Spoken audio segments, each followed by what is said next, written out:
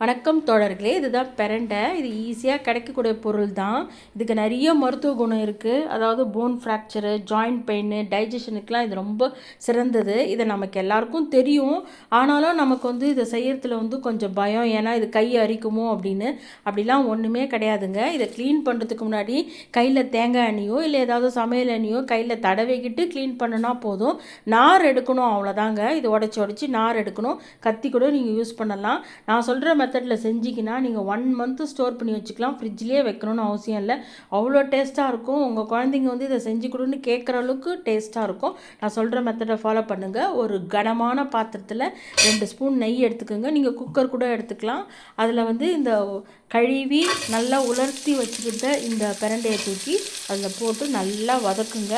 Dark க்ரீனாக இருக்கிறது light க்ரீனாக change ஆகும். அந்த அளவுக்கு நீங்கள் வதக்கணும். தீக்கக்கூடாது. சிம்மில் வச்சே நல்லா வதக்குங்க. இதுக்கு நிறைய மகத்துவம் இருக்குது. இதில் நிறைய கால்சியம் இருக்குது, ஆன்டி ஆக்சிடென்ட்ஸ் இருக்குது. அதனால் இது ரொம்ப சிறந்தது. இதை கண்டிப்பாக நீங்கள் சாப்பிடணும். இதுக்கு என்ன தேவையான பொருள்னால், உளுத்தம்பருப்பு ஒரு 3 ஸ்பூன் எடுத்துக்கோங்க. கடலைப்பருப்பு 3 ஸ்பூன் எடுத்துக்கோங்க.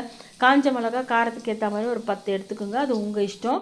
மீதி பொருளை நான் கடைசியாக சொல்கிறேன். இந்த பாருங்கள், வதக்கி எடுத்தோன்னே இந்த மாதிரி எல்லோ கலராகவோ இல்லை லைட்டு க்ரீன் கலராகவோ வரும். இதை எடுத்து தனியாக ஆற வச்சுக்கோங்க.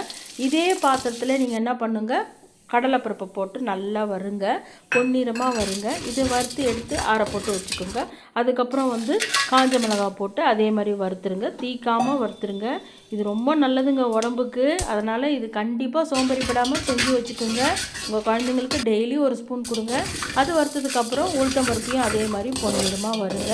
வறுத்து பொன்னிறமாக வறுத்துட்டு இருக்க ஸ்டேஜில் ஒரு 5 பல் பூண்டும் போட்டு அதில் நல்லா வருங்க.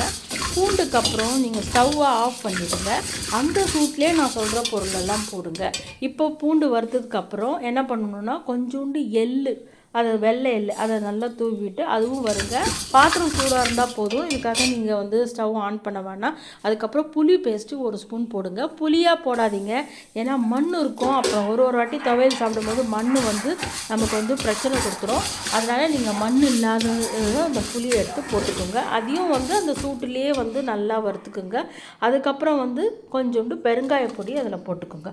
அவ்வளோதாங்க. இதெல்லாம் நல்லா ஆற வச்சு நல்லா அரைச்சிங்கன்னா செம்மையாக உங்களுக்கு பிரண்டை தொக்கு துவையல் வந்துடும். நீங்கள் செஞ்சு பார்த்துட்டு எனக்கு கண்டிப்பாக கமெண்ட்டில் சொல்லுங்கள். தேங்க்ஸ் ஃபார் வாட்சிங்.